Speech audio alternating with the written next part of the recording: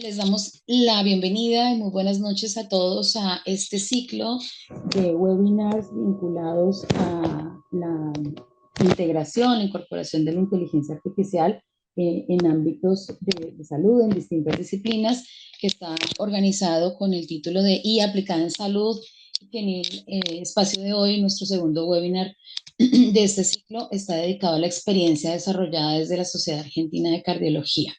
Mi nombre es Jenny González, voy a acompañarlos en esta noche como host de esta actividad, un poco presentando y dando un hilo conductor a este encuentro.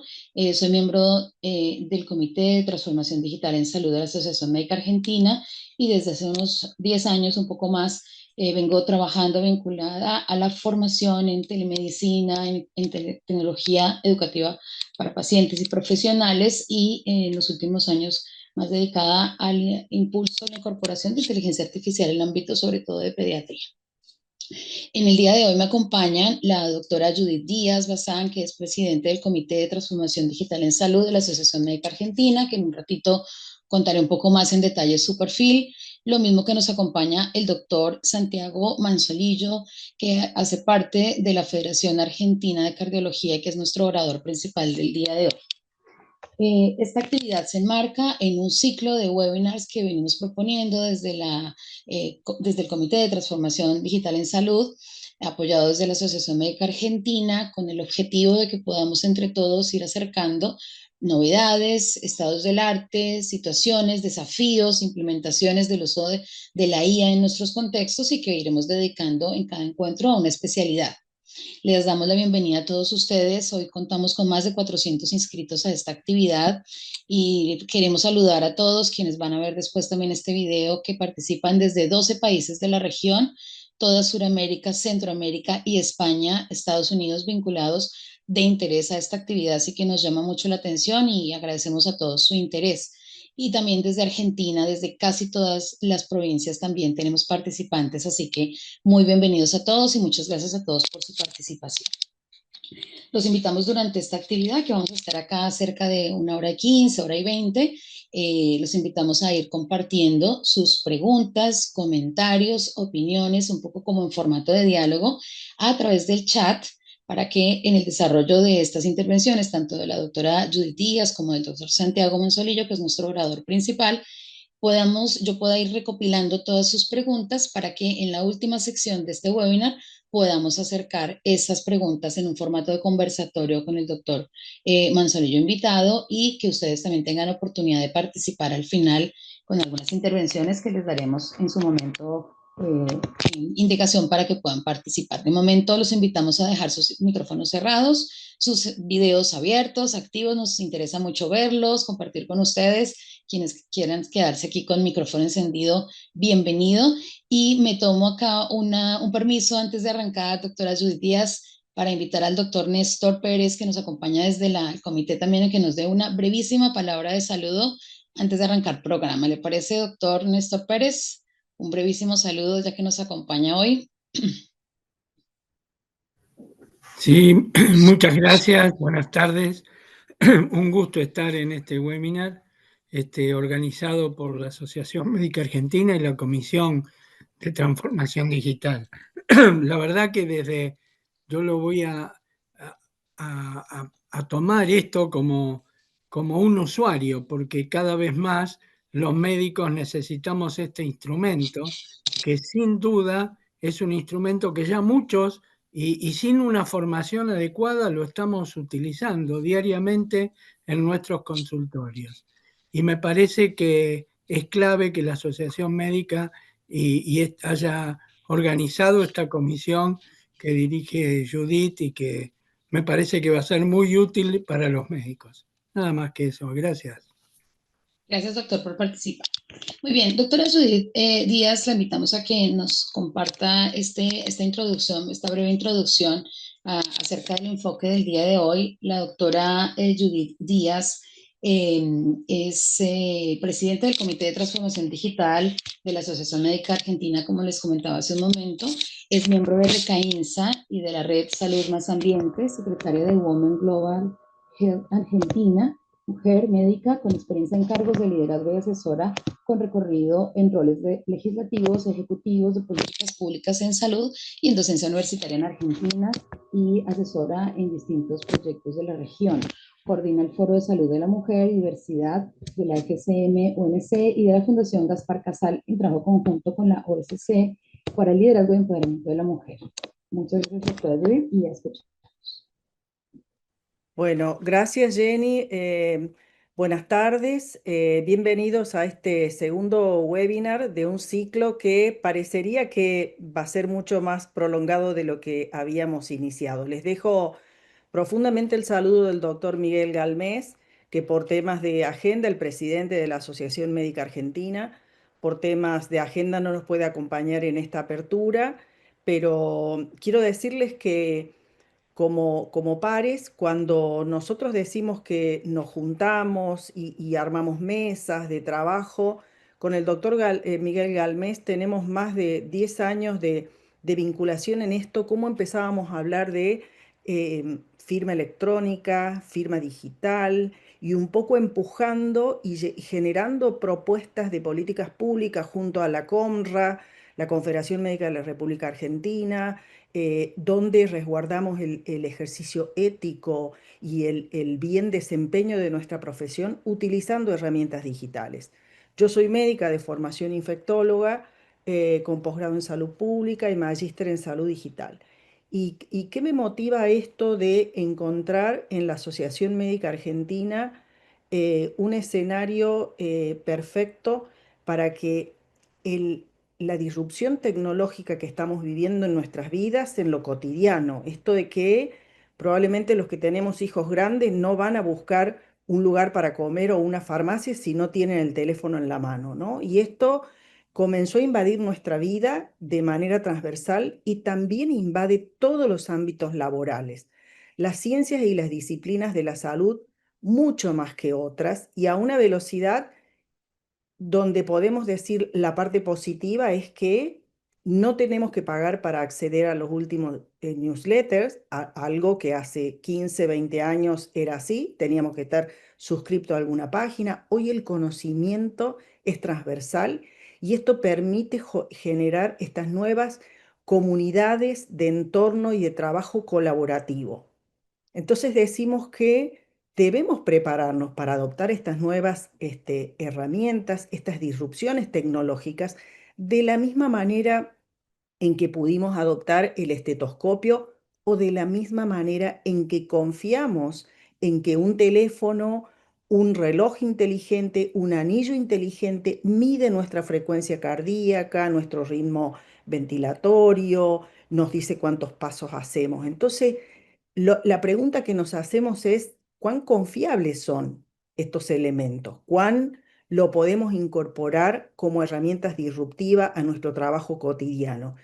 Y para esto, desde el Comité de Salud Digital de la Asociación Médica Argentina, que lleva poquito tiempo de conformación, comenzó siendo una comisión y hoy ya tiene el rango de comité, esto tendiendo a formar una sociedad de salud digital dentro de las formaciones en la República Argentina. Nos parece que es fundamental que cada una de las disciplinas, y por esto fue acercarnos a las sociedades científicas, y tengo que agradecer enormemente la predisposición de todas las sociedades científicas, que es, hay sociedades científicas y asociaciones que ya disponen de áreas de salud digital, que ya se sentaron en una mesa y dijeron cómo le damos valor a esta herramienta, cómo la validamos, cómo generamos guías de buenas prácticas, normativas, y uno de los objetivos fundamentales del comité es generar herramientas accesibles para todos los que ejercemos la profesión de las ciencias médicas, que pudiéramos tener herramientas disponibles. Estoy usando esta plataforma que me ofrecieron de historia clínica. Está validada, está inscripta, está certificada, estoy cumpliendo con mi desempeño profesional y estoy libre porque también ejercemos la profesión y esto de la buena praxis y la práctica ética tiene que manejarnos de manera transversal. Y a su vez, la otra mirada, el paciente puede acceder a la información, hasta dónde puede acceder, hasta dónde está informado para poder acceder a estos datos. Y en medio de todo esto, la transformación digital decimos siempre que es un camino que tiene un inicio donde la tecnología, la infraestructura, la conectividad de calidad tienen que estar presentes, pero donde fundamentalmente hay un factor humano.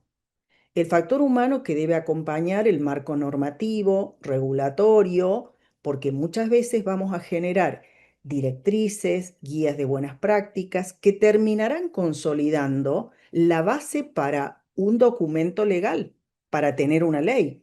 Pero sabemos que siempre las leyes, para que terminen consolidándose, tienen un camino mucho más largo. Para eso las asociaciones de profesionales son clave.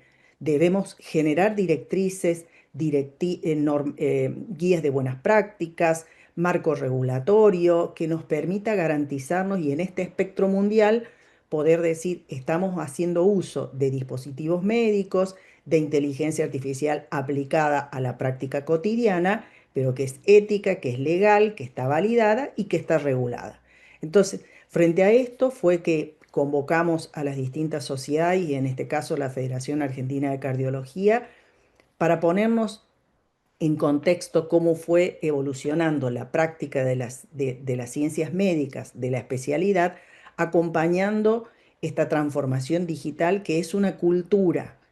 Muchas veces nos pasa, y hace poco estábamos con una federación de bioquímica y decía, tenemos más de 15.000 datos de, por ejemplo, de muestras en embarazada. Y nos cuesta a veces que en el casillero, trimestre, segundo trimestre, hay formas distintas de poner este valor. Y esto ya nos invalida todo hacia adelante. Entonces, pensar que la inteligencia artificial, consolidar datos, hablar de Big Data, hablar de Machine Learning, todo esto es posible siempre que tengamos estructurados los datos, que tengamos datos de valor, que podamos ser conscientes que una diferencia en el rango de la misma manera que cuando hacemos investigación, una pequeña coma puede modificar la variable y esto dejarlo fuera del contexto de estudio que estamos tratando. Esto es lo que queremos aprender y nos parece que para eso las asociaciones de profesionales como la Asociación Médica Argentina, en la presidencia del doctor Galmés, nos acompaña fuertemente. Así que, doctor Santiago, le doy paso al webinar que nos pueda hablar desde la Federación Argentina de Cardiología. Y El doctor muchísimas Santiago, muchas gracias, doctora Judith Díaz. El doctor Santiago Manzolillo, que nos acompaña en el día de hoy como orador principal. Voy a compartirles muy brevemente algo de su bio curricular. Es médico cirujano, cardiólogo universitario, electrofisiólogo, máster en avances de cardiología, electrofisiólogo de planta del Instituto de Cardiología de Corrientes en el norte argentino, jefe del Departamento de Innovación Tecnológica en este instituto, expresidente del Comité de Innovación de la Federación Argentina de Cardiología, secretario de Informática, Telemedicina e Innovación Médica, justamente en esta Federación Argentina de Cardiología. Muchas gracias, doctor Héctor, por acompañarnos hoy, Héctor Santiago, por acompañarnos en el día de hoy y lo escuchamos muy atentos. Les recordamos a todos los asistentes que pueden ir escribiendo sus preguntas, comentarios. Yo estaré muy atenta para que al final conversemos un poco con usted. Muy bienvenido y adelante. Bueno, de nuevo, muchísimas gracias. Saludos a todos los que están presentes, conectados vía online. Bueno, primero que nada, la salud digital es un universo gigantesco. Me invitaron a participar y yo les quiero traer una cosa que es muy disruptiva y que me pareció que ya le había dado esta charla en dos oportunidades previas y siempre impacta muchísimo, entonces me pareció bueno traer esto como para abrir el debate y a ver qué piensan. Eh, a ver, ¿para qué no pasa? Ahí está. Bueno, creo que ya me presentaron. El título es Rumbo a la medicina basada en inteligencia artificial, el uso de la inteligencia artificial en la investigación y ensayos clínicos. Ahí están mis datos, creo que estas diapositivas después las pueden pasar, no hay ningún inconveniente. Ahí tienen mis datos por si necesitan contactarse. No tengo ningún tipo de conflicto de interés.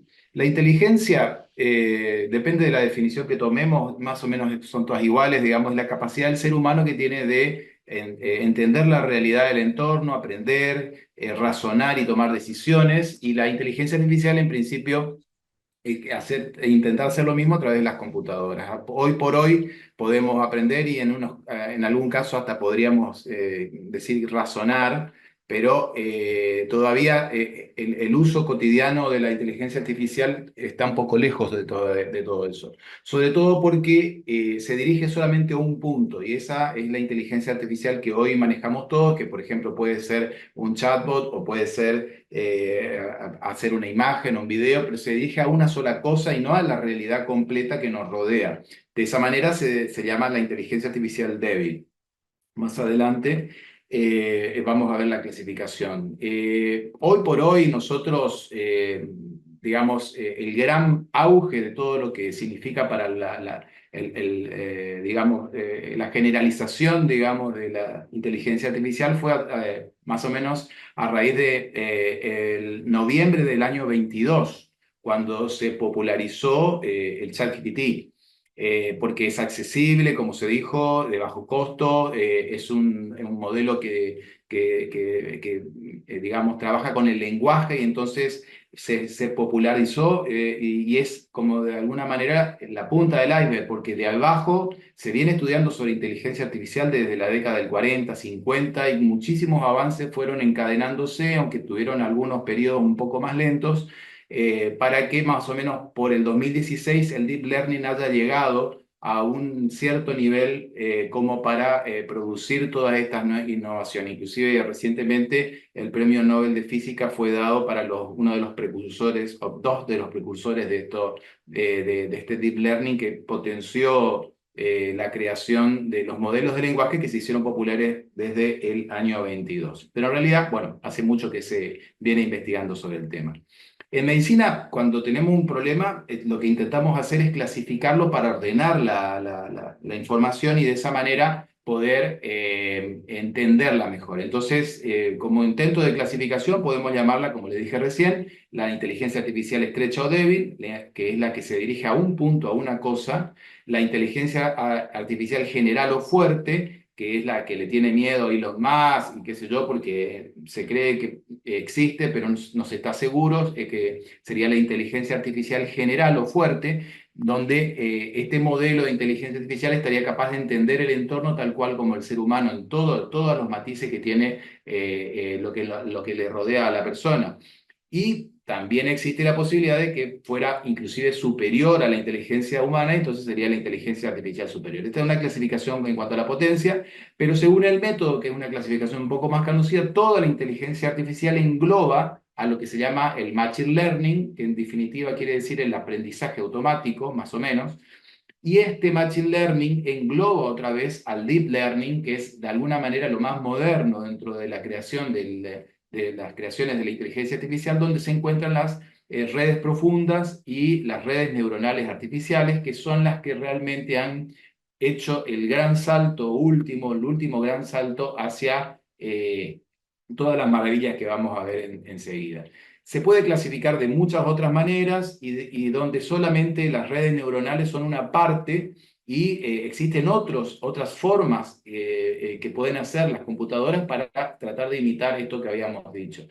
Las redes neuronales, que son las más populares, tienen diferentes arquitecturas y diferentes profundidades, digamos. En la medida que más capas tienen cada una de estas columnas de puntitos, que son cada uno una neurona, un perceptrón, en la medida que más capas tienen, después de la tercera capa ya se llaman redes profundas, en la medida que más capas tienen, son mejores, pueden llegar a conclusiones más maravillosas, digamos.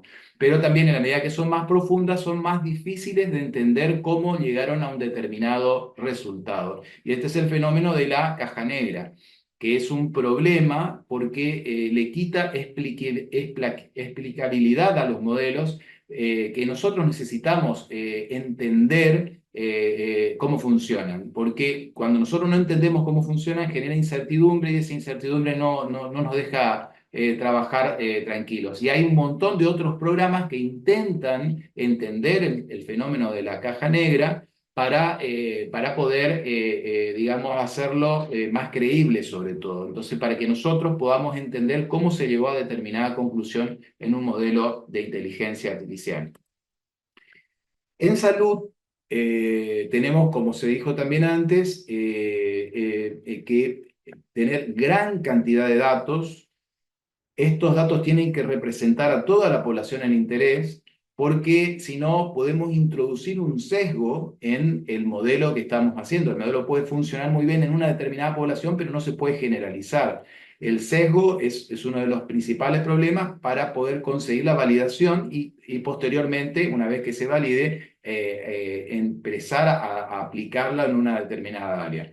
Y en salud estamos un poco atrás de todo el otro contexto que tiene la inteligencia artificial en imágenes, no imágenes médicas, me refiero a todas las imágenes y en todas las otras cosas en las que interviene música y qué sé yo. Los modelos de inteligencia artificial tuvieron un auge mucho mayor y la salud un poco atrás. ¿Por qué? Bueno, porque tiene un cierto contexto legal, digamos, donde se tiene que proteger, hay leyes de protección de los datos personales, hay guías y hay fundaciones que ayudan a que colaboran, digamos, como la OPS, la OMS, que colaboran con que todo lo que se haga con los datos de las personas no infrinja ninguna ley y, por supuesto, no haga daño a nadie, digamos. Entonces, siempre esto, de alguna manera, hizo que se atrasara un poco en todas las innovaciones. Pero, hoy por hoy, vamos a ver que existen muchísimas y muy buenas.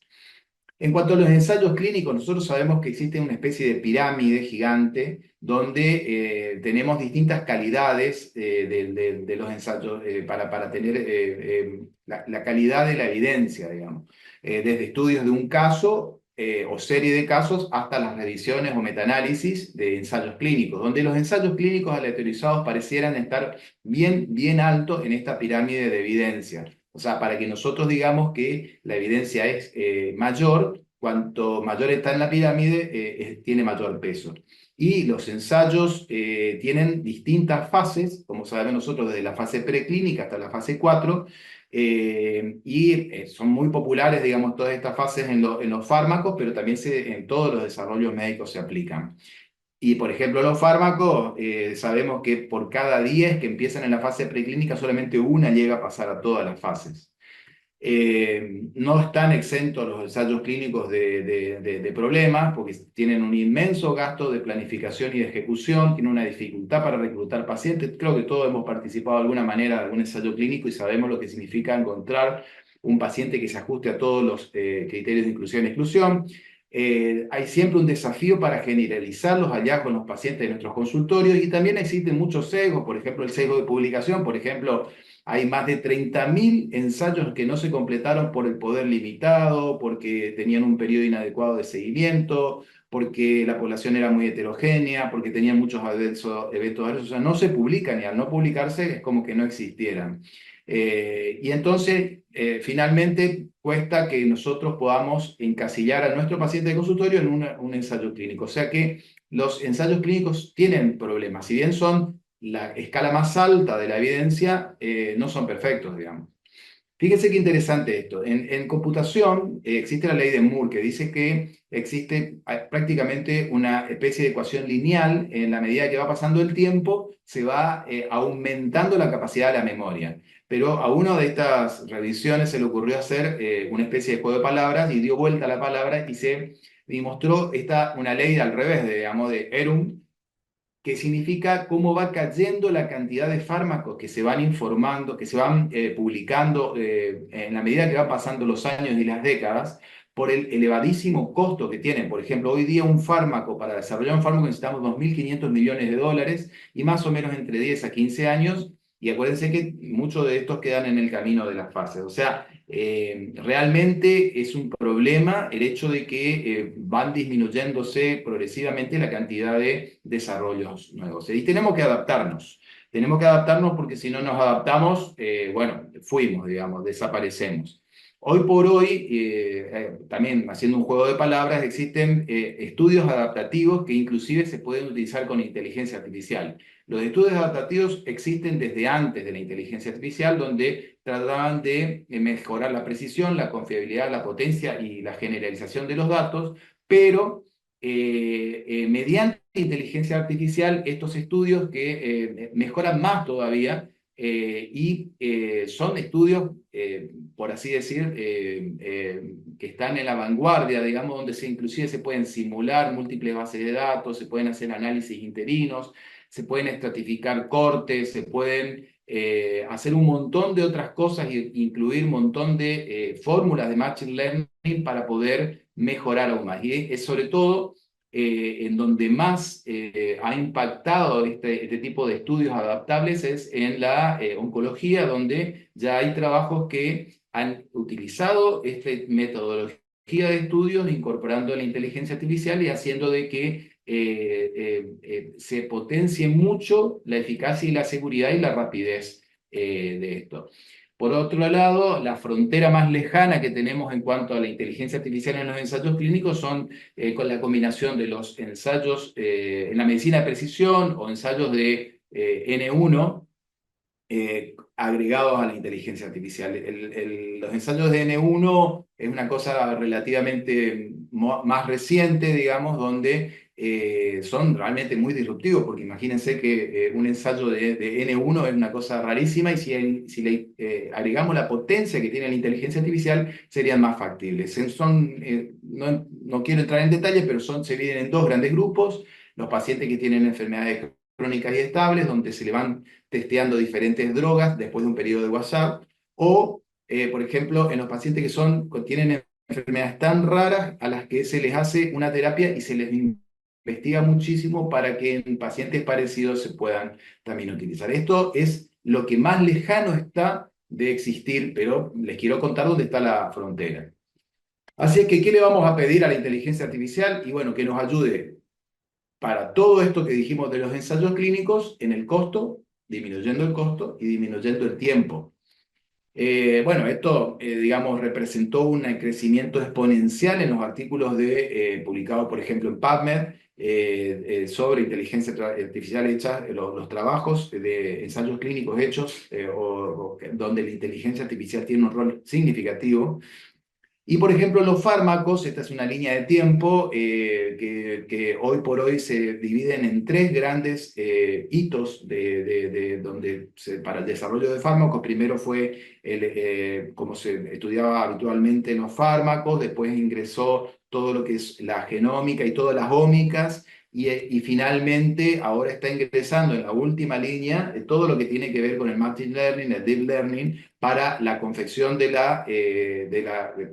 target, inclusive el diseño de las moléculas. Así podemos decir que la inteligencia artificial en esta línea de tiempo lo que ha incorporado fue una mejoría en la identificación de un target, de la interacción de drogas, que ahora vamos a ver, la predicción de la farmacodinámica, el diseño del mismo estudio, como las drogas y todo lo que tenga que ver con el ensayo clínico. Entonces, de estos tres grandes grupos para desarrollar fármacos, por ejemplo, la identificación de un objetivo, el último, por así decir, dentro de la parte computacional está el Deep Learning, que es de alguna manera lo último que viene a incorporarse en la identificación de fármacos. Les cuento una pequeña historia para que entiendan la próxima diapositiva. Ustedes saben que las proteínas son los ladrillos de que estamos compuestos y tienen distintas estructuras, primarias, terciarias, secundarias, y que estas proteínas de alguna manera con pequeñas moléculas, por ejemplo, un ejemplo como el tafamidis, que se utiliza para la amiloidosis, estas pequeñas moléculas pueden introducirse en un pequeño rendija de la proteína e inhibir, por ejemplo, en este caso, que el tetrámero se separe y que cada una de estas moléculas pueda producir el daño infiltrando algún tejido. O sea, el tafamidis se incluye dentro de una proteína y de esa manera, en este caso, impide que se divida. Bueno, esto es una pequeña molécula que está entrando a la proteína.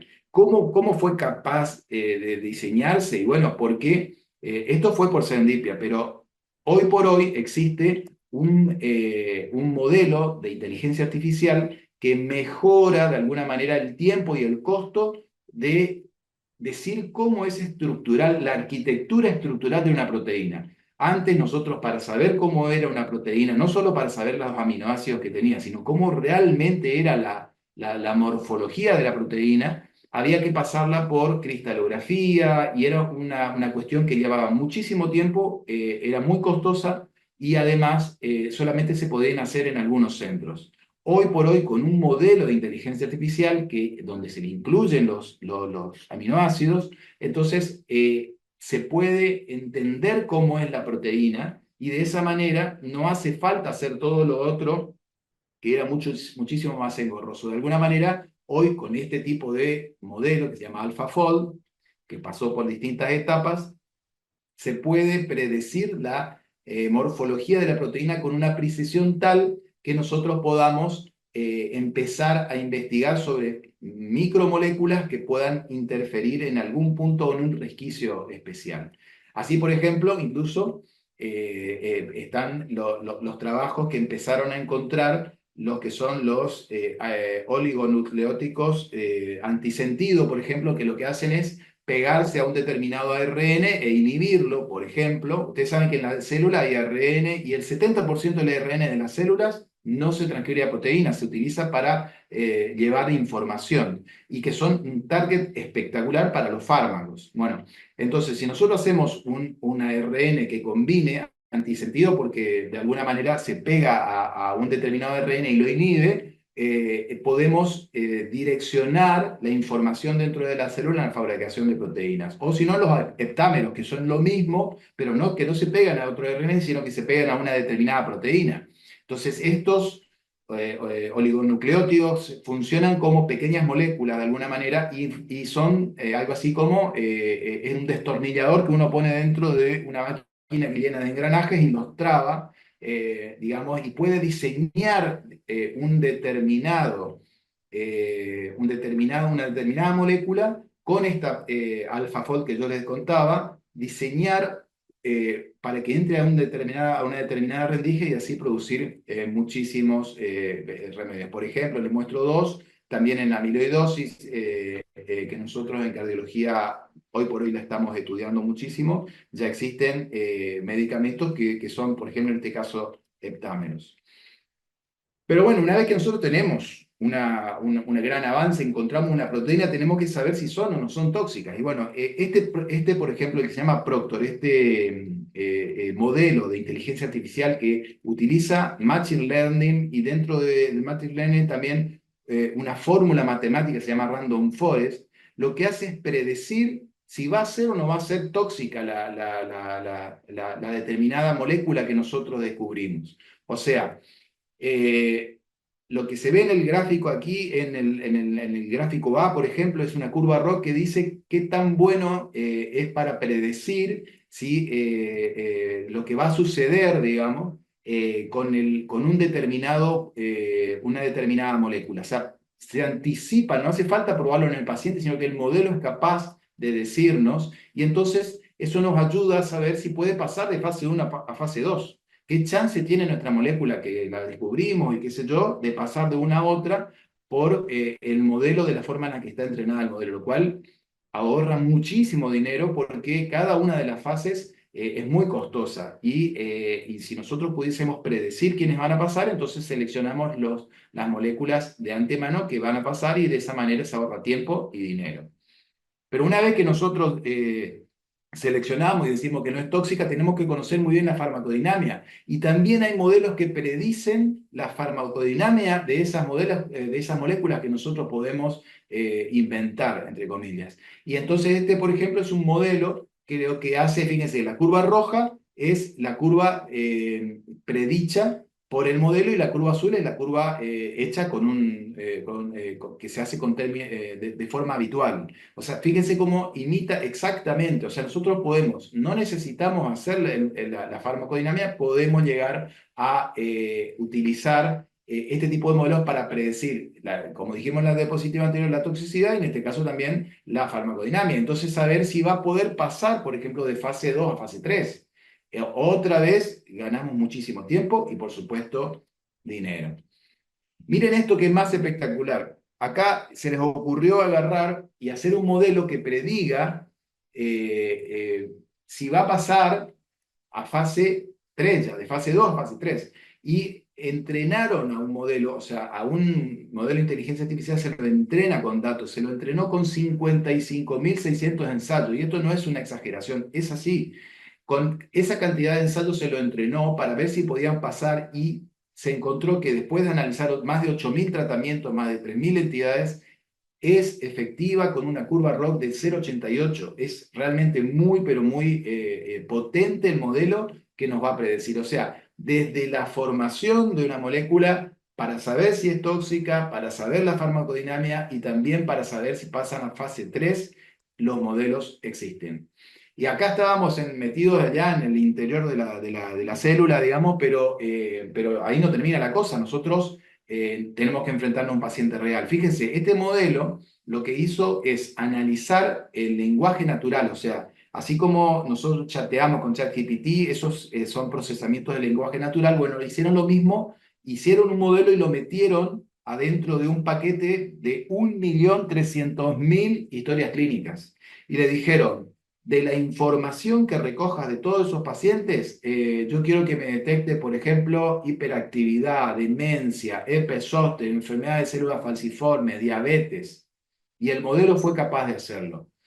¿Y para qué nos sirve eso? Y es simplemente que para seleccionar los pacientes, porque de un universo tan extenso, yo puedo decir, yo quiero saber todos aquellos que tienen más chance de tener, por ejemplo, enfermedad de células falciformes. Y entonces irnos a ese grupo de personas y seleccionarlas, invitarlas a participar en un determinado ensayo. Una área bajo la curva espectacular, muy buena, con un F-score un poco no tan bueno. De todas maneras, imagínense que ahora navegamos con modelos a través de grandes cantidades de historias clínicas y podemos seleccionar los pacientes. Es realmente impresionante. Miren esto que es más impresionante aún. Fíjense, no sé si ustedes conocen, este es un trabajo, el Sprint Trial, este es un trabajo publicado ya hace unos años y que lo que demostró es que en la medida que bajamos más la presión, el paciente mejora, o sea, le va mejor en el seguimiento. Llegó a hacerlo 6 años, incluir 9.300 pacientes de más de 50 años, se gastó 114 millones de dólares. Y bueno, tuvimos un resultado importante, pero a alguien se le ocurrió hacer un modelo y hacer lo mismo que hacíamos anteriormente. Y incluyeron a navegar este modelo en 200.000 historias clínicas y ¿saben qué? Exactamente lo mismo dio. O sea, con pacientes reales, ya no con pacientes de trabajos de ensayos clínicos, obtuvimos el mismo resultado. Antes gastábamos 114 millones de dólares, pero ahora en semanas, podemos decir que no seguían en semanas, simplemente analizando los datos de pacientes reales, obtuvimos el mismo resultado. Imaginen el impacto que tiene esto sobre la salud en general. Pero estamos hablando de fármacos y qué sé yo, pero no termina ahí. Para que nosotros tengamos real dimensión del impacto y para que no sea tan larga la charla, vamos a otra parte de la medicina. Imagínense esto es otra cosa que es realmente increíblemente llamativa, digamos, que es que a un grupo, allá en el año 2019, el grupo de la Mayo Clinic, se les ocurrió ver si lo que veían los modelos de inteligencia artificial del electrocardiograma era más de lo que el ojo humano está acostumbrado a ver. Entonces, fueron capaces de predecir la edad y el sexo desde el electrocardiograma. Y fíjense qué importancia tiene esto, digamos. Parece una cosa ridícula, pues si yo lo tengo al paciente ahí, ya sé qué edad tiene, le pregunto la edad y listo, o si le pregunto si es sexo masculino o femenino, me tendría que dar esa información. Pero fíjense esto, con un electro de 10 segundos, incluyeron 500.000 pacientes y tuvieron una capacidad predictiva para predecir el sexo altísima, con una curva ROC de 0,96. Y cuando se fijaron en las cosas que los cardiólogos habitualmente pueden llegar a ver por separado, digamos, no fueron ninguna de ellas potentes. No fue la duración del QRS, ni la onda T, ni nada de esas cosas que nosotros solemos pensar que tienen que ver con el sexo, fueron las que les llamó la atención al modelo. Sí, en conjunto consiguieron una capacidad, un área bajo la curva espectacular. Y miren esto, en el box A, ahí tienen una correlación entre la edad predicha y la edad cronológica del paciente. Pero por supuesto que no era el 100%, entonces se fueron a buscar a ver qué pasaba, en dónde se equivocaba, por así decir, el modelo. Y miren lo que encontraron. Acá donde se equivocó, no sé si ve mi cursor, en este paciente es una paciente mujer que tiene hipertensión pulmonar. Tenía 23 años, pero el modelo le decía que tenía casi 70. En realidad es porque tenía hipertensión pulmonar. La medicaron a la paciente, hicieron un seguimiento de los electros y cuando la paciente mejora, el modelo dice otra vez que tiene más o menos la misma edad que corresponde. Díganme si esto no es algo disruptivo, realmente es impresionante. Por supuesto, en el cuadro C hay otro paciente que tenía 42 años, pero le daba la edad más o menos de casi 60, y este era un paciente que tenía cardiopatía isquémica, y termina trasplantándose, claro, cambia el corazón, cambia el electro, y eso es más razonable de que cambie también la edad predicha por el modelo. Entonces, lo que estamos viendo acá es que la edad que predice el modelo no solo es una edad cronológica, sino una edad biológica. Entonces, cuando no corresponde con la edad cronológica es porque estamos viendo un corazón viejo, por así decir, o un corazón tal vez más joven de lo que corresponde para la edad, lo cual parece algo realmente de mucha utilidad, sobre todo para hacer screening. Por supuesto, si encima le agregamos más datos a la fórmula, es mucho más potente. Si le agregamos fracción de eyección, hipertensión, cardiopatía isquémica, es todavía mejor el modelo para predecir las cosas. Este es otro trabajo que está en prensa todavía, es un trabajo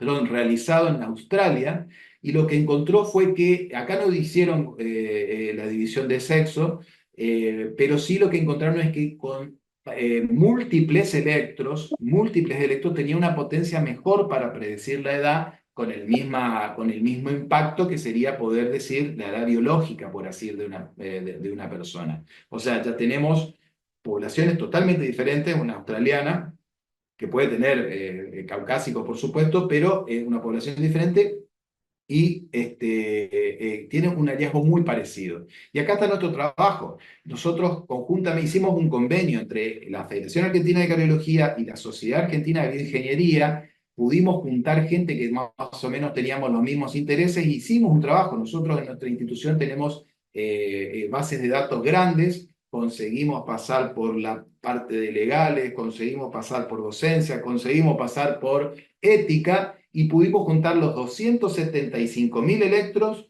los anonimizamos, les sacamos los nombres. Gracias al convenio que hicimos en estas sociedades pudimos encontrar ingenieros que quisieran hacer el trabajo, y nosotros que hicimos toda la parte administrativa y la recolección de los datos, y conseguimos algo muy parecido. Fíjense que nosotros tenemos con nuestro modelo la capacidad de predecir la edad de una persona con una diferencia de 7,9 años y un 87% de exactitud en el sexo.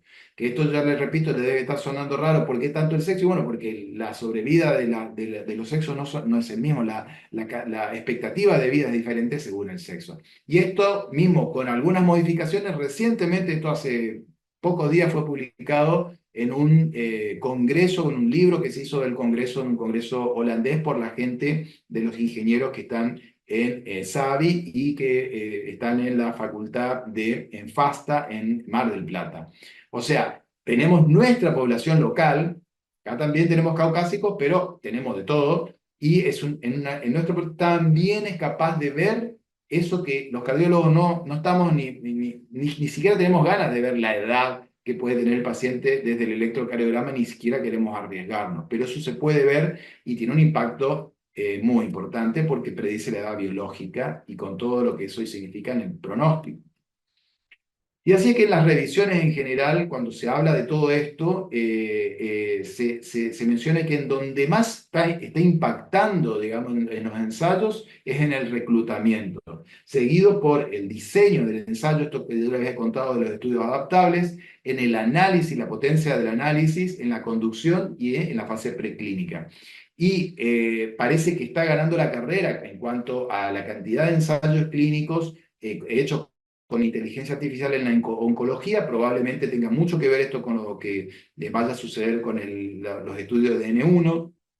Está en segundo lugar la neurología, cardiovascular en tercer lugar y el resto después. Pero se está avanzando cada vez más. Y bueno, no quiero dejar de mencionar que en mayo del 2025, desde mayo está disponible para que ingenieros y médicos trabajen con NetGEMA, que es un modelo de lenguaje natural específicamente preparado para medicina, que es lo que va a ser muy disruptivo. Y así es que nosotros conseguimos generar un concepto y gracias a Dios una revista nos aceptó el trabajo donde esta medicina que era basada en la eminencia hace muchos años, que pasó por un proceso muy importante donde la medicina está basada en la evidencia, hoy tenemos mucho de la medicina basada en la industria, va a cambiar de paradigma y va a llevarnos a una medicina basada en la inteligencia artificial. Y así que, bueno, podemos ir concluyendo que, ¿cuáles son los desafíos, digamos? Bueno, los desafíos son crear bases de datos de buena calidad, como también dijeron antes, ¿no es cierto?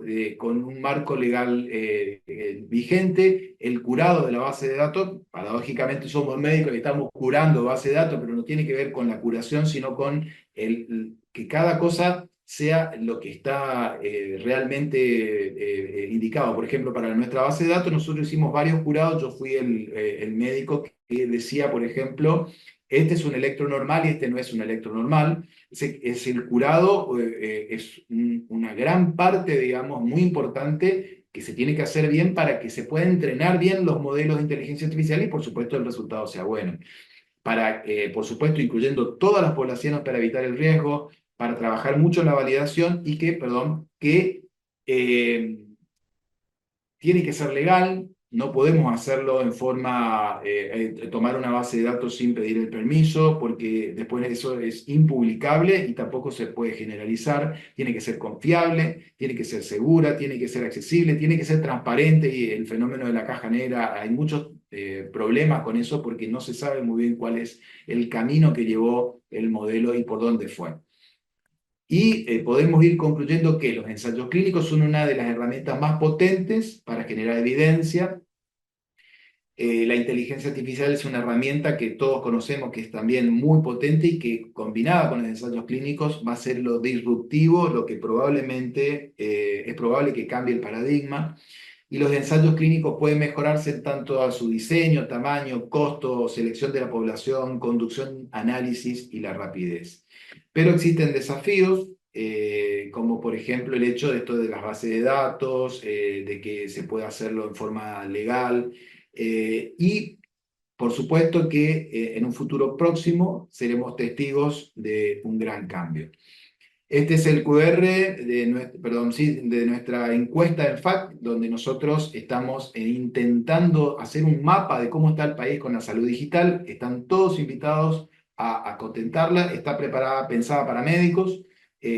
No, o sea, ¿podría alguien contestar 2 veces? No creo que lo hagan porque nadie quiere contestar la encuesta, pero es libre, la pueden pasar a todos los médicos que ustedes conozcan y en la medida que vaya pasando el tiempo vamos a compartir los datos con AMA y vamos a tratar de ver si podemos con esos datos conseguir avanzar sobre la salud digital de nuestro país. Así que bueno, muchísimas gracias por la invitación y quedo disponible para todos, para todas las preguntas y ojalá podamos hacer un convenio entre la AMA y la FAC, así como hicimos con SADI, que finalmente pudimos hacer incluso un trabajo, un modelo de inteligencia artificial para colaborar en salud digital. Muchas gracias. Muchas gracias, doctor Santiago Manzolillo. La verdad que escucharlo supremamente interesante en su recorrido, en lo que nos ha compartido. Si le parece dejar de compartir pantalla, así podemos vernos todos. Y Invitarlos en este Ahí momento está. a todos los asistentes a compartir su pantalla, su video, abrir su video, que este es un espacio de conversatorio ahora, de compartir. Bienvenidos a todos de nuevo. Y agradecerle, doctor Santiago Manzanillo, porque al igual que en el webinar anterior y que en las diferentes discusiones que hemos venido teniendo sobre esta temática, al menos desde la Asociación Médica Argentina, empezamos a encontrar cada vez más implementación, incorporación de las herramientas de la IA en la práctica médica cotidiana y especialmente como lo comparte usted hoy, en la investigación y en los ensayos clínicos. Así que son supremamente valiosos los datos que nos acerca y este panorama de innovaciones también que estamos todos presenciando. Doctora Judith Díaz, no sé si tenga en este momento un aporte puntual para avanzar hacia el conversatorio y damos en un momento ya micrófono a los asistentes para que puedan hacer las preguntas que consideren. Lo mismo el doctor Néstor Pérez, si quieren hacer algún aporte ahora. Judith. No, gracias Santiago Mazzolillo y en nombre tuyo a la Federación Argentina de Cardiología por compartir esta inquietud, ¿no? Y este desafío o cómo nos increpa la tecnología para poder incluirlo en lo cotidiano. Les pido que suman, aporten, hagan preguntas. Justamente este espacio es para esto, ¿no? Para enriquecernos. La pregunta es, Santiago, ¿cómo ves esta brecha todavía entre lo que nosotros interpretamos como un lenguaje único de datos? ¿No es cierto que Santiago mencionó el término curar los datos? Y un poco lo dijimos antes, ustedes cuando buscan estratificar, sí, no es lo mismo 122 de tensión sistólica que 120, que 118, es decir, cómo nos cuesta todavía generar datos de valor. Y esto es porque sería mezclar peras, manzanas, y esto es imposible hacer correr cualquier algoritmo cuando no tenemos datos curados, datos estructurados, datos de valor, ¿no? ¿Cómo ves esto para que realmente sea la fuerza de trabajo cotidiano de ciencias de la salud la que genera todo el input para hacer rodar cada vez más modelos y que esto sea accesible y por sobre todas las cosas, como decía Santiago, aplicable al mundo real? Y esto no es que tenemos que esperar los 2 o 3 años después de un producto que termina la investigación, que se presenta, sino que podemos ir haciendo ensayo y error en lo cotidiano. Bueno, hay dos puntos acá. En mi institución, por ejemplo, lo que detectamos nosotros es que hay una calidad muy diversa en las historias clínicas. Primero que nada, nada de esto se puede hacer. Todo esto que estamos hablando, uno le puede sacar el jugo si tiene disponibilidad de cosas básicas como una historia clínica digital. O sea, hay que hacer una alfabetización digital primero, donde se le enseña a todo el mundo. No sabemos hoy por hoy qué porcentaje de médicos en Argentina utilizan historia clínica digital, por lo menos no tenemos ese dato, por eso estamos haciendo la encuesta. Probablemente sean muchos, probablemente sean la mayoría, pero no tenemos ese dato. Hay que hacer una alfabetización digital primero. Enseñarles a usar la computadora, enseñarles a escribir en computadora. Yo tengo la experiencia de analizar las historias clínicas de consultorio y hay médicos que no escriben en la computadora porque tardan demasiado. Fíjense que una cosa que parece muy básica, digamos, pero tardan tanto en escribir que no escriben y no escriben nada y entonces toda esa información se pierde. No solo es un problema legal, porque después cuando el juez pida la historia clínica va a estar vacía, sino que es un problema real para poder confeccionar los modelos, para poder ayudar a esa misma persona. Entonces, nosotros ahora estamos con MedGemma, estamos por contratar la versión institucional, ya tenemos un ingeniero que va a participar en eso, y lo que va a hacer, vamos a intentar hacer, para que tengas una idea de qué estamos tratando de hacer vamos a hacer la preclínica, se llama. Le vamos a dar una especie el 50% más o menos de nuestros pacientes añosos utiliza el celular, el otro 50% no. Bueno, pero a esos 50% le vamos a dar un chat y ellos mientras que están en la sala de espera van a responder el chat. Y este chat te va a ir preguntando, ¿usted por qué consulta? A mí me duele el pecho. Y bueno, y hay un montón de cosas que van a generar ya este modelo, va a ser una historia clínica preclínica sería. Y ese modelo, el médico simplemente tiene que validar, sacar, poner, y ya va a tener confeccionada una consulta mínima donde están incorporados los datos. Por ejemplo, dice paciente de 58 años de sexo femenino que consulta por dolor de pecho y que es hipertenso, diabético, tabaquista, que todo eso es resultado de lo que hizo en la sala de espera, porque el paciente dice, ¿usted es tabaquista? Sí.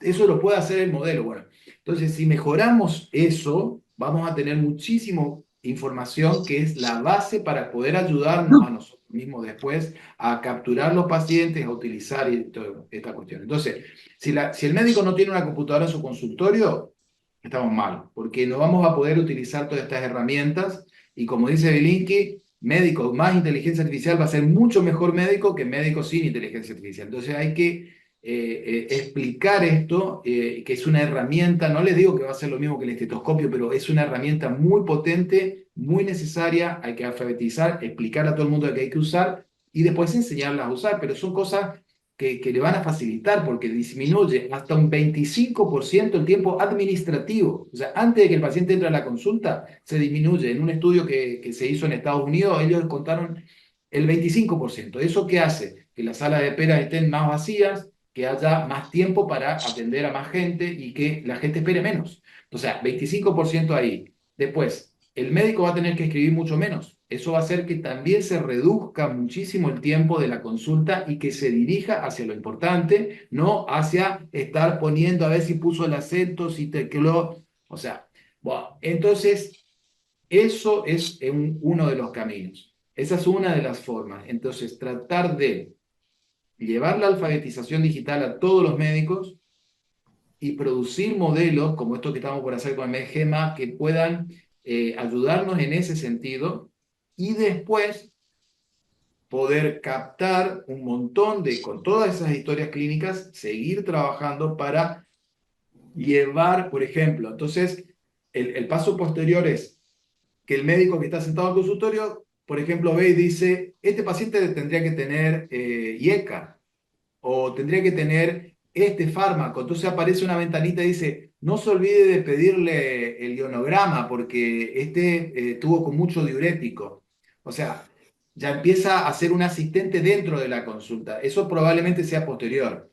Y así sucesivamente. Yo no sé si contesté tu pregunta, o si me faltó algo en la pregunta, pero creo que el primer paso es la alfabetización. No sabemos dónde estamos parados, tenemos que contestar toda esta encuesta y a partir de ahí colaborar con las empresas. Yo tuve comunicación con varias empresas donde ellos nos dijeron que necesitan información que le digamos a los médicos, cómo queremos nosotros la historia clínica, qué le está faltando a la historia clínica digital y ellos van a hacer las modificaciones, ellos necesitan esa información. Así que no sé si respondí tu pregunta. Sí, sí, Santiago, perfecto. Y en este trabajo, ¿no es cierto?, de alfabetizar, ahí le doy la pregunta al doctor Néstor, de alfabetizar, resulta trascendente que no estamos exentos, por un lado, de cumplir con el respaldo legal, ¿no es cierto?, y el ejercicio de la profesión, pero no estamos exentos de ciberataques. Salud es uno de los ámbitos que más riesgo tiene de delitos cibernéticos y esto está fuertemente vinculado a la conducta humana. 90% de los ataques tienen que ver con errores en la gestión administrativa de la información en salud, ¿sí? No hablemos de datos, de la información, desde admisión hasta que pasa y hace todo el circuito de atención. Doctor Néstor. Sí, sí, este es un punto que tocaste, Judith, muy importante. De hecho, en la institución que yo trabajo, diariamente tenemos información de sistemas, qué tenemos que hacer y qué no tenemos que hacer, porque cuando somos muchos en una organización los que ingresamos a un sistema, sin quererlo, en esa organización tenemos más riesgo de ingresar temas que pueden alterar, hackear, hacer, bueno, todo lo que conocemos. Diariamente nosotros tenemos información para que nos dicen cuidado con esto, cuidado con el otro, y este es un punto clave que vamos a tener que aprender todos en salud. Quería hacer un comentario, primero agradecerle al doctor Santiago una exposición excelente, la verdad que nos pone en otro nivel de conocimiento.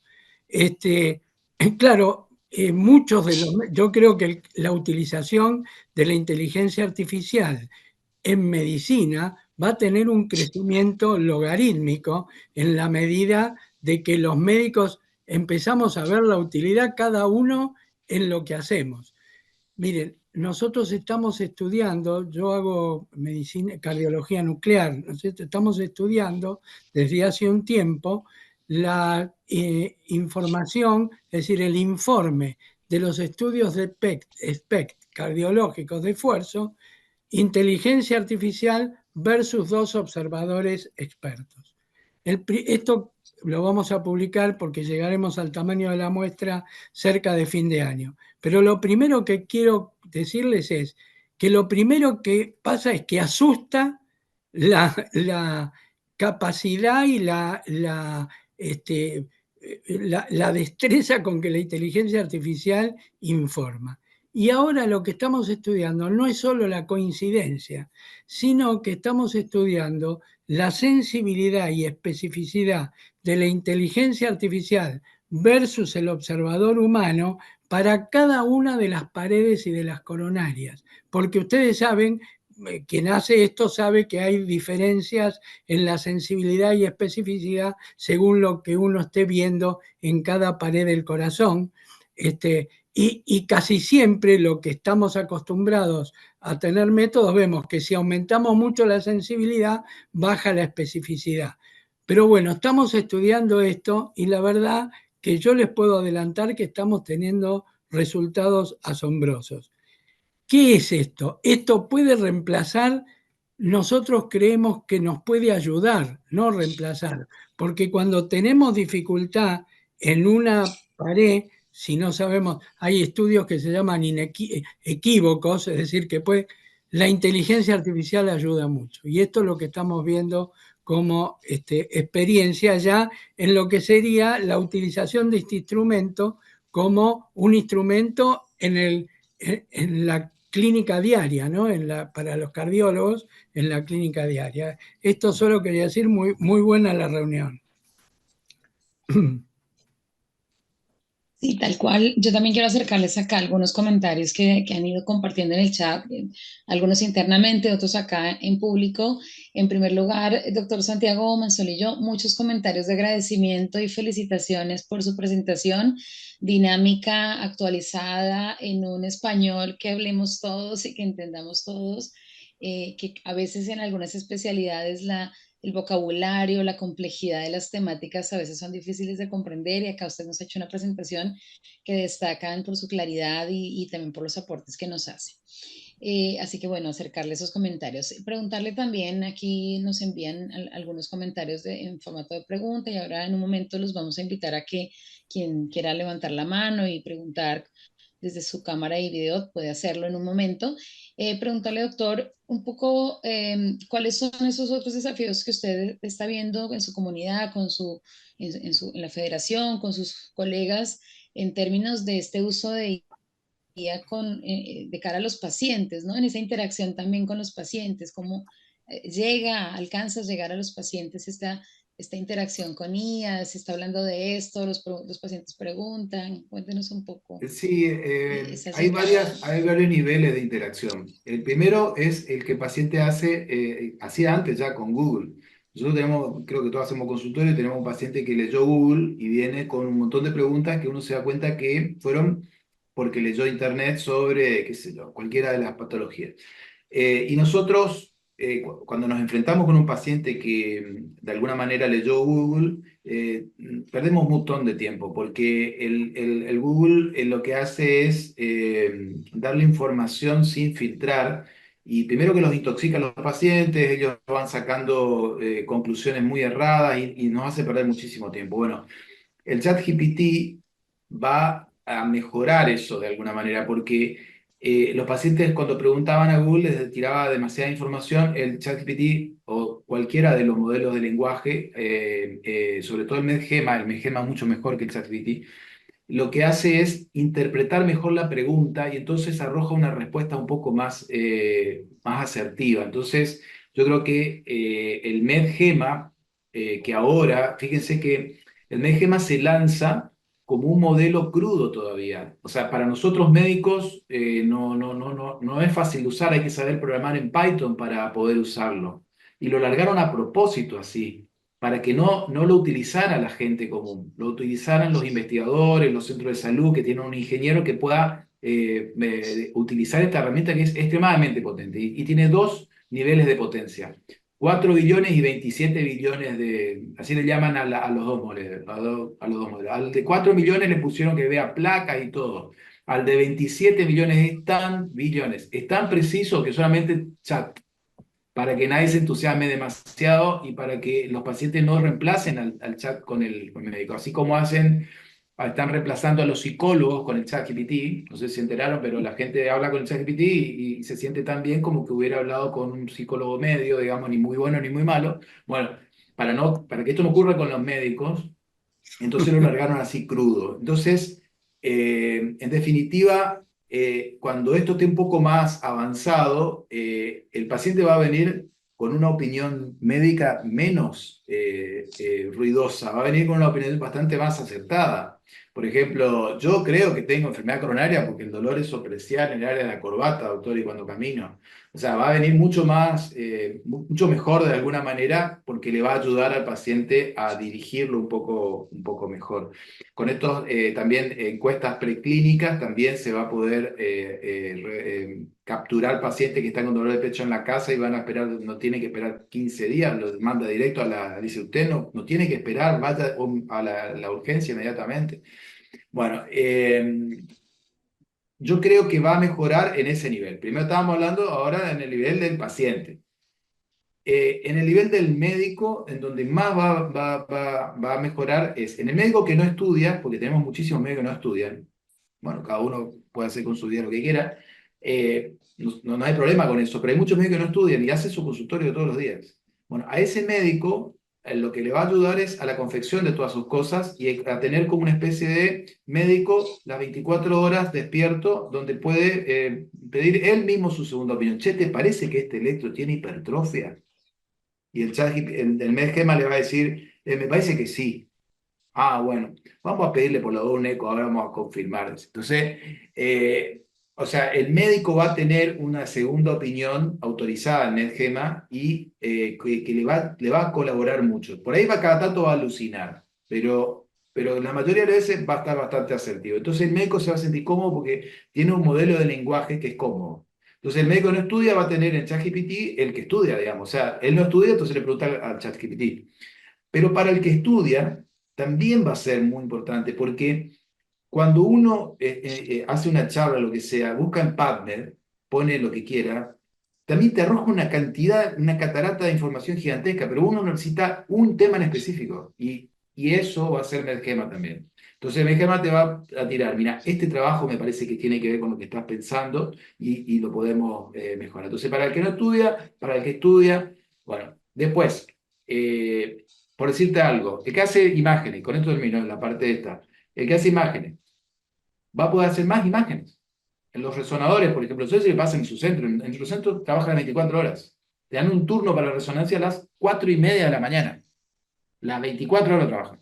Porque esa manera se autopaga. Y por supuesto, le pagan bien al técnico a las 4 de la mañana y sigue produciendo. Pero la cantidad del volumen de informes es una cosa que es difícil de manejar, porque el que hace el informe es una persona que tiene que estar formada, digamos. Bueno, la metabolización de esos informes va a ser tal que la persona va a tener que visar nomás, esto sí, esto no me parece, esto no, y la velocidad, bueno, eso va a hacer que se produzcan muchísimo más. Entonces, va a ser para el de consultorio, el que estudia, el que no estudia, para el paciente, al que hace la resonancia, al que hace eco. Estamos ahora con Facena, que es nuestra Facultad de Ciencias Exactas, está por hacer los doctorados con el servicio de eco. Estamos en eso ahora y vamos a utilizar los ecógrafos.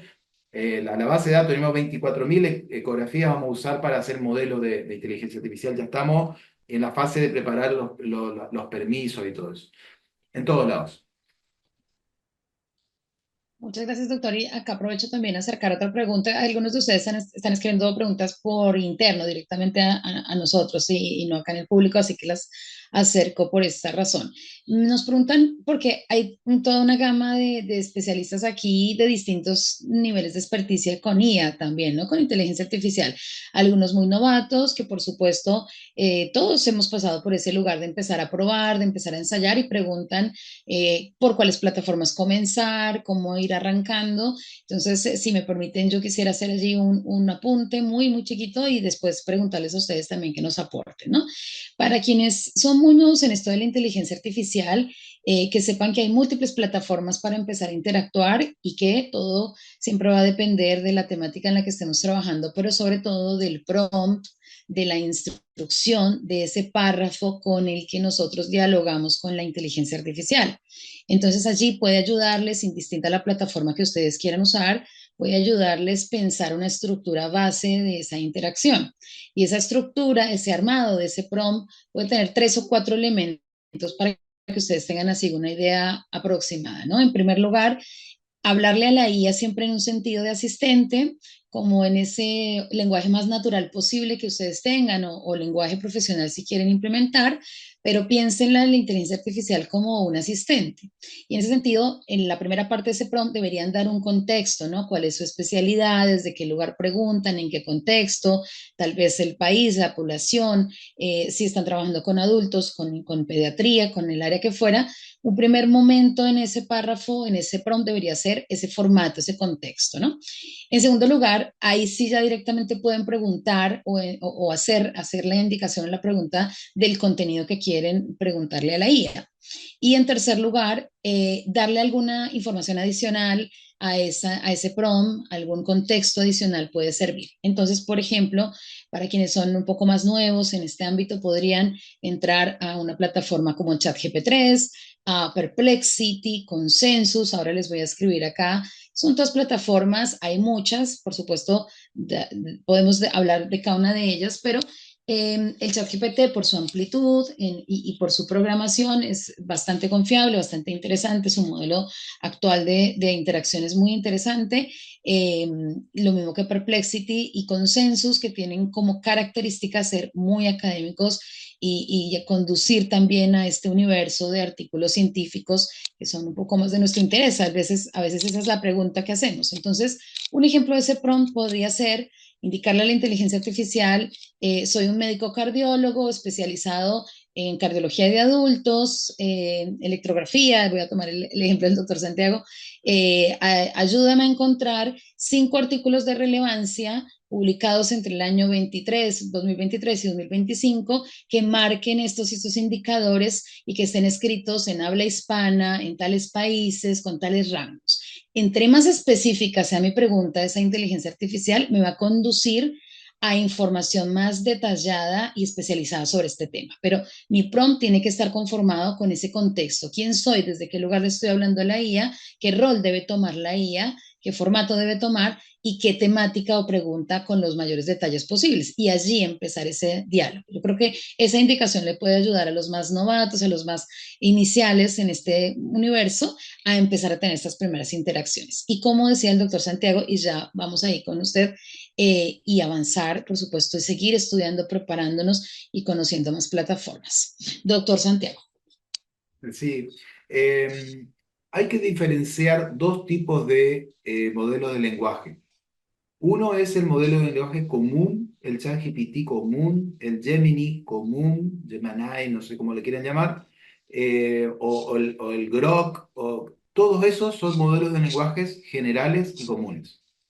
De los que tienen lo que se llaman RAG.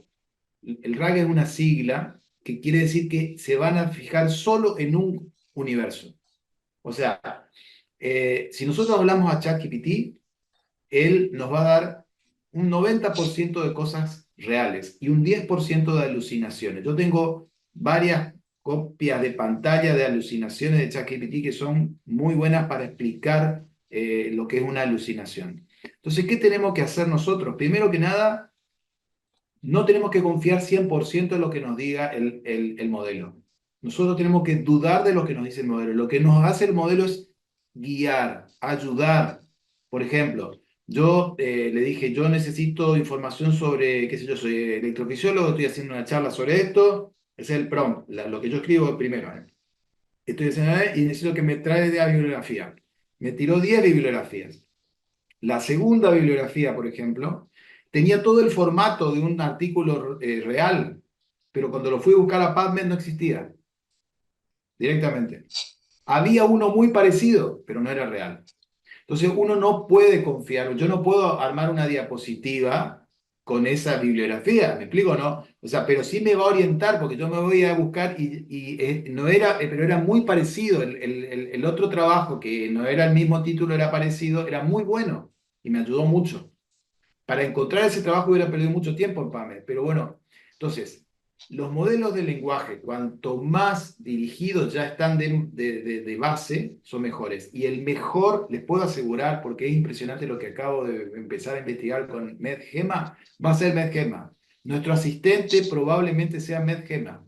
Y yo no trabajo para Google, yo no vendo Google, yo no le estoy queriendo vender nada, simplemente les cuento porque es realmente impresionante lo que consiguieron esta gente de Google con el MedGema. Medzma, Medzemanae, bueno, entonces, como quieran llamarle, y que es gratuito para los médicos que saben programar en Python y que dentro de un poco más de tiempo va a salir ya como un modelo cocinado final que usted lo pueda instalar en su computadora. Eso sí tiene muchísimo menos alucinaciones y va a venir mucho más preparado para la tarea médica. Entonces, yo les recomendaría que hagan eso, que busquen eso, que es entre comillas, un RAG, porque va a mirar en el universo ya establecido en medicina y eso va a hacer que alucine menos, más asertivo y más confiable. Juan Víctor, Un coincido con poco, usted. Perdona, Judy, tenemos que desarrollar, por supuesto, criterios, siempre mirada crítica e empezar a indagar y a probar. Eso solo lo aprendemos probando, indagando, compartiendo con colegas. Doctora Judy. no, me parece trascendente estos conceptos que por ahí Santiago también los puso muy en claro, ¿no? Sigue requiriendo conocimiento y sigue requiriendo directriz humana. Como toda herramienta, podemos poner una Ferrari, podemos poner un Forá, y sin el resultado va a ser de acuerdo a lo que yo quiera orientar. Hay distintos establecimientos y en eso yo creo que estamos muy pronto a tener esto de la historia clínica a partir de lo verbal. Ya tenemos, y hoy me tocó a mí participar en una reunión donde uno pone y la traducción es simultánea, toma los lenguajes y está traduciendo de manera, en una mesa, en una conversación. Esto de que yo voy a estar haciendo la consulta al paciente, lo voy a estar revisando y se va a estar cargando en la historia clínica en mi computadora, en el escritorio, ya es una realidad. Y la buena noticia es que cada vez es a menores costos. También va a tener sesgos.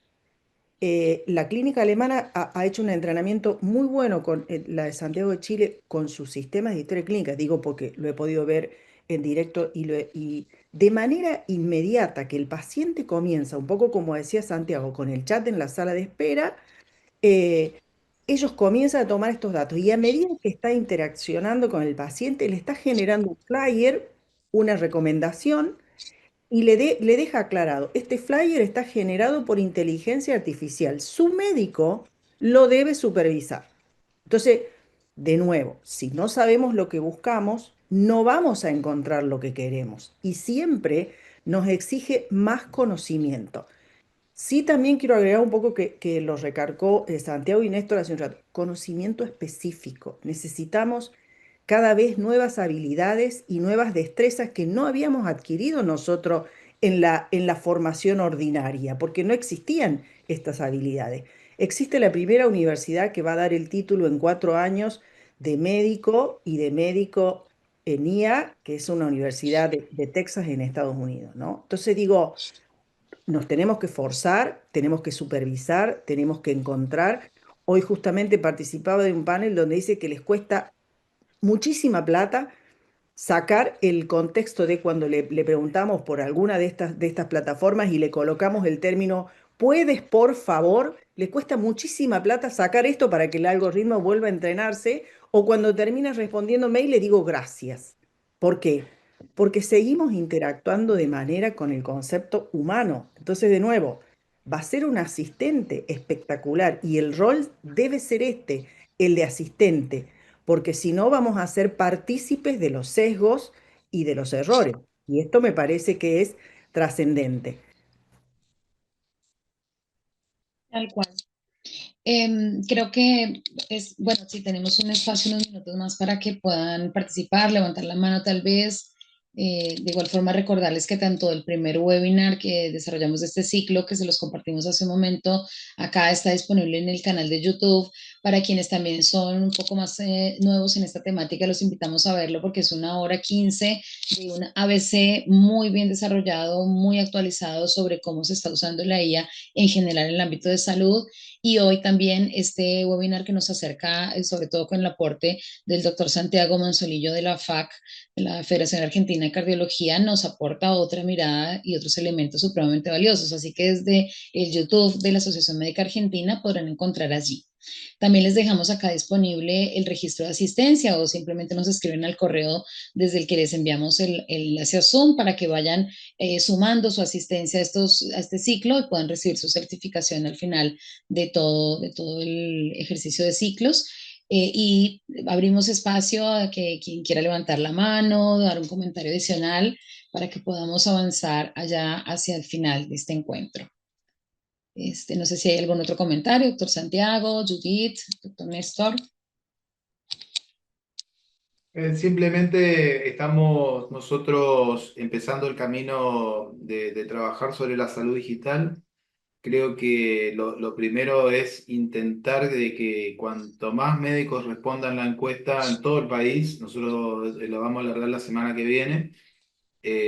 Vamos a hablar con todos los presidentes de las federaciones, una sociedad de sociedades, hay una sociedad más o menos por cada provincia, excepto en Buenos Aires que hay varias.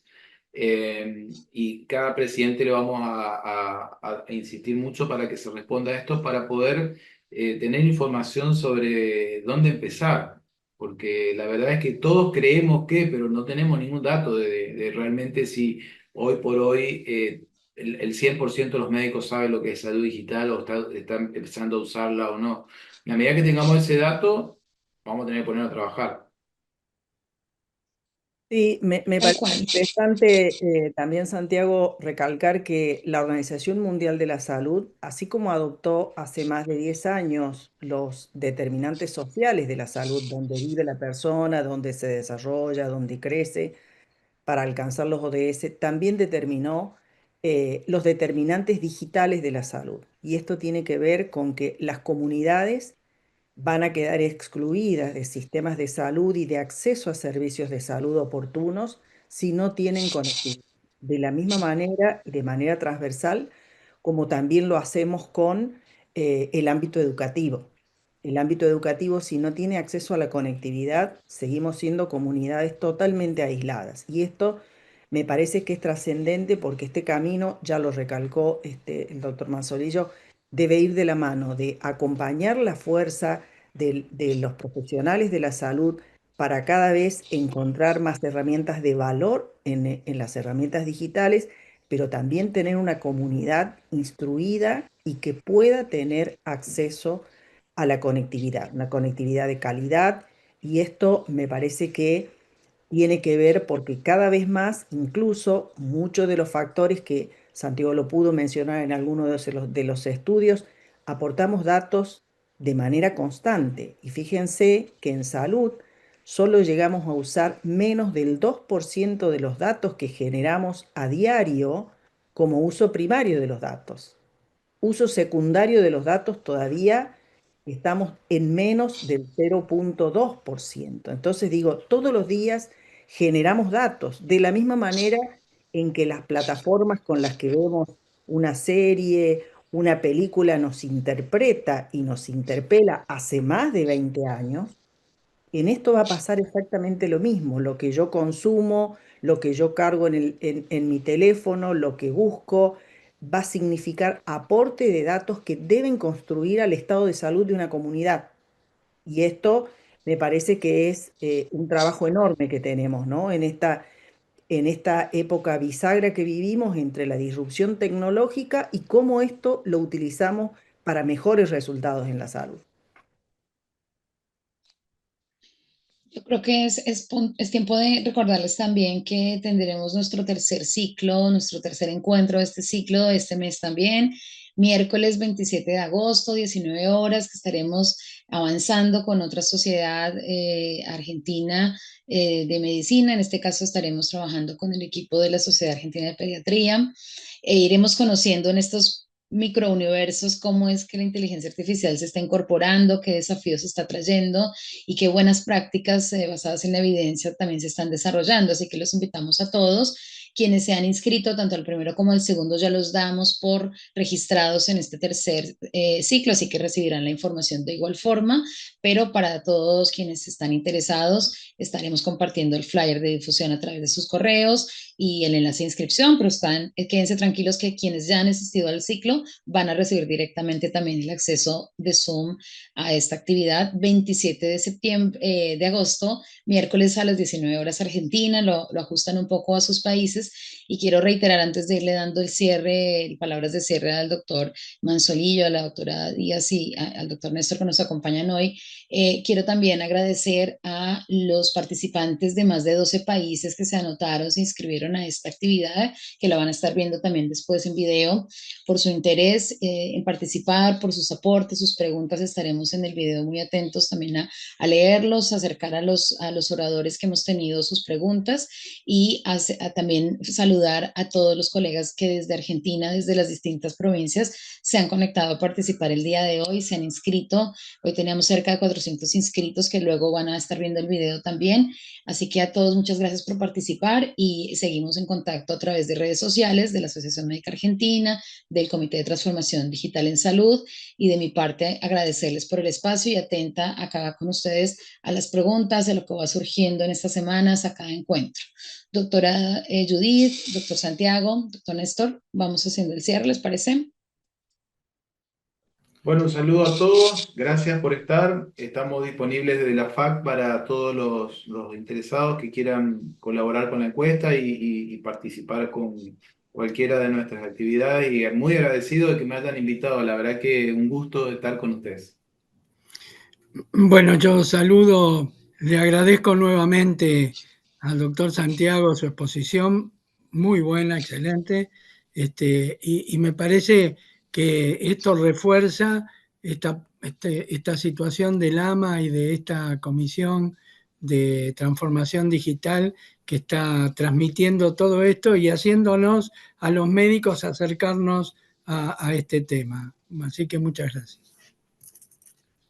Gracias a usted por acompañarnos. Gracias, Santiago, gracias a todos los que nos han prestado una hora y algo de su valioso tiempo para sumarse a esto. No dejen de escribir al correo, Jenny lo compartió ahí, y somos, la verdad, el Comité de Salud Digital de la AMA está abierto, está disponible, queremos construir herramientas, queremos ser nexo para áreas de formación específicas, certificadas, lo cual me parece sumamente importante porque tenemos que ir construyendo, como decíamos, insights de calidad, seguros y que esto acompañe el desempeño de nuestra profesión. Seguramente con esto contribuiremos a una medicina y a una práctica de más calidad. Así que en nombre del doctor Miguel Galmés, también agradecerles profundamente el tiempo. Gracias, Santiago. Ha sido una exposición dinámica y muy esperanzadora, sobre todo aquellos que tenemos tantos años de práctica donde veíamos que un fármaco demoraba tanto para salir o por ahí lo veíamos como algo distante, ¿no? Y me parece que nos inyecta un poquito de optimismo en esto y seguramente esto aplicado a la práctica diaria va a ser con mucho mejor resultado. Igual, doctor Santiago, mil gracias. Espectacular su presentación. A todos los participantes, gracias. Siempre acá disponibles para escucharlos, participar y nos vemos en el próximo webinar dentro de un par de semanas, miércoles 27 de agosto, 19 horas, para conocer un poco los avances de la IA en el ámbito de la Sociedad Argentina de Pediatría. Muchas gracias a todos por participar. Los invitamos a Gracias. desconectar. Gracias.